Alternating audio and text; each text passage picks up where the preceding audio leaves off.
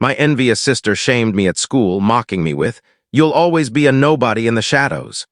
Then she sent her boyfriend to teach me a lesson. He broke my face in the locker room. She thought I'd keep quiet. But when they saw me next, they regretted it. Greetings, dear audience, I'm Sophia, and if you asked anyone at Eastview High who I was, they'd likely pause, tilt their head, and say, "Oh, you mean Claire's sister?" That was me. Always Claire's sister, never just Sophia. Claire was the star, the kind of girl who drew attention effortlessly. She strutted through the school like it was her kingdom. Hair always flawless, nails perfectly manicured, her friends a constant entourage, and her boyfriend, Jake, the textbook high school heartthrob, tall, arrogant, quarterback, and far too accustomed to getting his way. I was 2 years younger, reserved, brighter, but never recognized for it. I stayed out of the spotlight, spent lunches in the art room, and never meshed with the clique she dominated. At home, it was much the same. Our parents never said it outright, but it was clear. Claire's trophies lined the shelves, while my accomplishments, speech club, perfect grades, national science fair win, were lost under stacks of junk mail. I didn't hate her at first. I just thought we were different. Some people thrive in the limelight. I was okay in the background until it started to choke me. The real change came in my sophomore year. That's when I learned what it meant to be intentionally erased. It began subtly. Claire would scoff at me in front of others, tease me in group settings, the usual, don't be so weird, sibling jabs.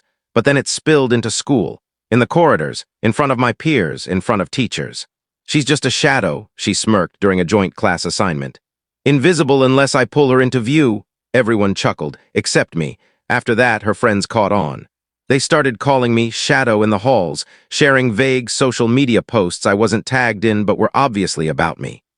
"Some people are just born to fade," one caption read, with a blurry shot of me crossing the quad. I confronted Claire one evening after dinner. "Why are you doing this?" I asked. She didn't look up from her screen.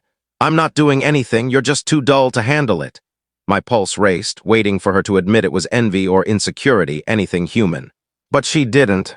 She just sauntered off, tossing her hair, laughing like I was the punchline. Then came Jake. At first, he barely noticed me, didn't spare a glance when we passed. But once the Shadow nickname stuck, he joined in. It started with accidental shoves in the hallway.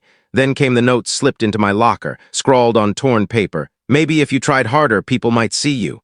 "Shadow in high def? Nope, still invisible." I kept them all. Why, I'm not sure. Maybe I thought proof would make someone believe me. But when I showed one to a counselor, she brushed it off as just teasing, not bullying. Harmless. That word burned in my chest for weeks.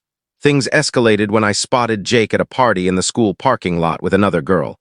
I wasn't even supposed to be there. My friend Mia dragged me along, pleading, "You never have fun, just one night." I gave in. While heading to the restroom behind the house, I saw Jake, his arm around some freshman's waist, kissing her like he didn't have a girlfriend. I snapped a photo, not out of spite, but because I knew no one would believe me otherwise. The next day I showed it to Claire. She stared at it, blinked, then said, "Get rid of it." "Claire, he's cheating on you." Her gaze was ice. "You think I don't know? I let him do what he wants as long as he's mine in public. That's what counts." I was speechless. She stepped closer. "If you tell anyone, you'll wish you hadn't." I didn't spill directly, but Mia saw the photo on my phone. She told Emma. Emma told Lucas. Within days, the whole school was whispering. Claire knew I was the source. So when she cornered me at school and hissed, "You'll always be a nobody in the shadows," it wasn't just ego. It was a warning. And I knew it wasn't over. The day it happened, I felt it in my gut. Gym class had just ended. Everyone was heading to a pep rally early. I stayed back to grab my notebook, my one true refuge. I was alone in the locker room when the door creaked open. Jake.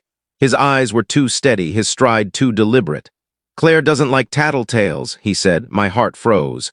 "I didn't." Before I could finish, he shoved me against the locker. Pain erupted across my face like fire.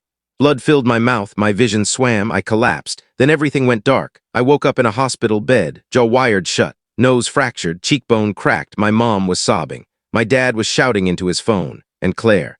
She was holding my hand. "Soph, I didn't know he'd really hurt you," she whispered. "I just wanted to scare you." Tears I couldn't shed burned my eyes. Even then, she was playing the victim. The police came.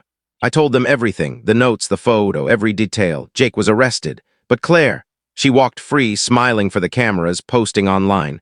Families go through tough times. Healing takes time. I lay in bed for weeks staring at that post. And I decided I was done fading away. Going back to school wasn't heroic, it was survival. Every moment in those halls felt like standing in a spotlight I never wanted. But I walked in anyway, head high, bruises fading but still there. My cheeks still throbbed faintly. The scar was small but undeniable, and I wanted it that way. I wanted them to see it. Because what Claire and Jake didn't realize was that they didn't just scar my face. They ignited something inside me that had been dormant too long. My first day back, the hallways parted like I was parting an ocean of whispers. Kids stared, unsure if I was broken or untouchable. A few muttered, "Good to see you back." One teacher awkwardly squeezed my arm like I was a survivor of something bigger, but no one said what they were really thinking. This school wasn't used to facing consequences. Claire avoided my gaze, not in the halls, not in the lunchroom, not in class. She acted like I didn't exist, just as she'd always wanted. But I saw the fear in her eyes when she thought I wasn't watching. That spark of dread, loss of control, because I wasn't just back, I was ready to speak. The legal process was slow. Jake's family hired a sharp lawyer who called it a teenage scuffle. The school tried to stay neutral, avoiding blame for letting things spiral. But they couldn't ignore the evidence I'd gathered. Screenshots of anonymous harassment accounts, recordings of students who'd overheard threats, the old notes Jake left. I'd built a case, silently, methodically, and I wasn't alone anymore.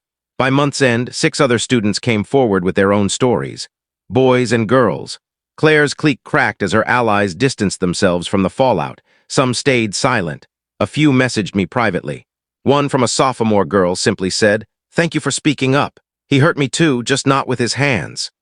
I cried reading it, not from pain, but because I wasn't alone anymore, and I never would be again. At the hearing, I wore black, not for grief, but to look steady, sharp, in control. I tied my hair back, letting the scar show.